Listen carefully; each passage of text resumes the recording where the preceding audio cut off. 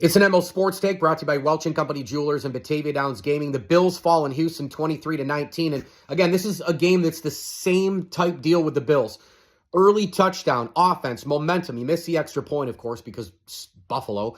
And then you put all the stuff in a box if you're Joe Brady. The tempo, the rhythm, the timing stuff. Like, this defense has Hunter and Anderson, a matchup zone where they stick. Corners are great tackling. You can do whatever you want in terms of the linebackers. El Shazier and other players can work as spies because they have great tempo, mechanics, and rush ability in the first and third layers. So the linebackers are free to go. And Brady just puts it all in a box. It's like one Mississippi, two. The ball's got to be out of the hands of Allen. He puts it all in a box. They lose momentum. Then it's back and forth, back and forth. Bills defense can't stop the run, can't get off the field on third and other downs. But then somehow, some way, over the course of, a quarter and a half after halftime, the Bills are down 4. The defense gets stop after stop after stop. Go look at the third quarter. It's punt, punt, punt, punt, fumble, punt, punt, punt. The Bills are driving, finally getting something going. Khalil Shakir fumbles. Move it to the fourth quarter. Brutal on downs, a loss of downs by the Bills. What is Joe Brady doing on a fourth down? Almost like a delay, handoff to James Cook. He takes the ball completely out of Josh Allen's hands. Now, you want to tell me, like, well, Mike, you said in the past with 1 yard, use Cook or Allen. Okay, yeah, but not like that against that defense, even though the Bills had success, as they should have, on the interior of the Houston defense, because that's where their weakness is. That was an delay handoff. Put the ball in Allen's hands. Use the edge, like Kirk Herbstreit said. Roll him out. Where's Shakir? Where's Knox? Where's a Palmer? Something better than that. And then they still had a chance. By the way, the 3rd and 12 play to Shakir was unbelievable. The Texans rush everybody. They don't account for anything. Little one Mississippi. Oh, like I said, got to get the ball out. Timing, rhythm, get the ball out. Joe Brady finally figured that out. He called the last couple drives in the fourth quarter like the first drive of the game. Why did it disappear in the middle? And I know how good Houston's defense is. I'm giving them credit. Arguably the best defense in the NFL. But you have to counter that. You know you have to do rhythm and timing. And with QB1, you can counter any defense in the league. He's that good. Well, fast forward to the fourth quarter. Little dunk over to Shakir as the blitz comes over commits. He goes up the sidelines, but it goes for naught because of the field goal. Right, there's another one. I mean, that's another wasted possession. Fast forward to the last part of the game. You've got nonsense and chaos. Allen gets sacked, plus there's a penalty. 4th and 27. The comeback was nice, boys. Nope. A hook and ladder? What? To Palmer, back to Shakir on the back lateral. He goes way down the sidelines. You've got rhythm, timing, timeouts. Everything's working inside the 20, and yet you still blow it. 4th and 1 becomes 4th and 6. Completely different mindset. Allen then throws the pick. He's rushed. He's pressed just like the entire game. Texans sacked him a million times.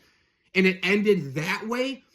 Why can't, in the middle, Joe Brady figure out you have to go with that offense all game long? Again, I credit the Texans defense.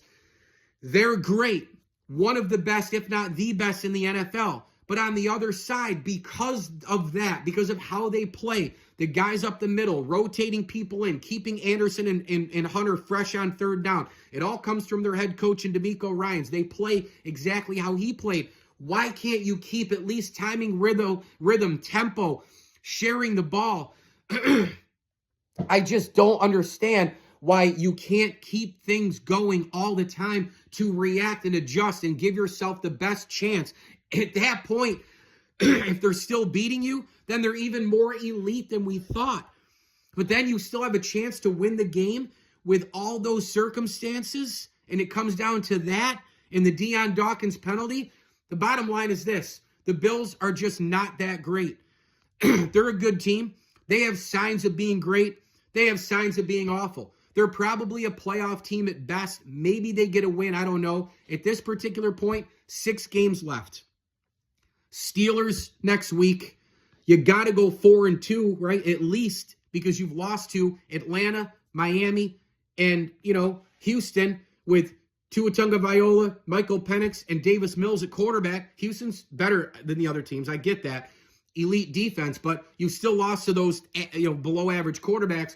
You got to go at least 4-2 here, because I don't think 10 wins is going to get it done in the NFC. I truly don't at this point in terms of the projected. It might, but just get in. Then you have Josh Allen, of course. Nobody wants to play him at home or on the road. You're going to start out as a road team. The division is toast at this point. You're not going to win the AFC East. And you just go in and try to see what happens. Then, once you're out in the playoffs again, you got to make some major changes across the roster construction to try to keep this thing going in the window of Josh Allen, where they still have not supported him enough with weapons. That's where you're at if you're a Bills fan. That's it. That's it. That's the here and now. That's the future for this year. Short-term, long-term, moving on. Is this a playoff team? I don't know. The other positive part is the other playoff teams aren't that good. One of them, though, in that group just beat you in Houston. Bills have the tiebreaker over Baltimore and KC, but Baltimore's probably going to win the division. They're on a heater. How about that one in the first round, having to go at Baltimore? Can't stop the run if you're the defense. Again, game program, game script, they go the same exact way this one did, but with all the nonsense, the Bills still had a chance to win it in the end. Mike Lindsley here, ML Sports Take, brought to you by Stanley Law Offices, the Maximum Award People, plus associate sponsors Barks and Rec Doggy Daycare, the Allen Angus Pub, and Welch & Company Jewelers. Check out Ladies Month, where you can win great prizes. Fill out your holiday list in the store, online, welchjewelers.com, and all the social platforms as well. We also thank partner friends of the program, Ed and Chris Duty, 7th Inning Stretch Rockaway, and Bob Groff. Check out New York City shows there.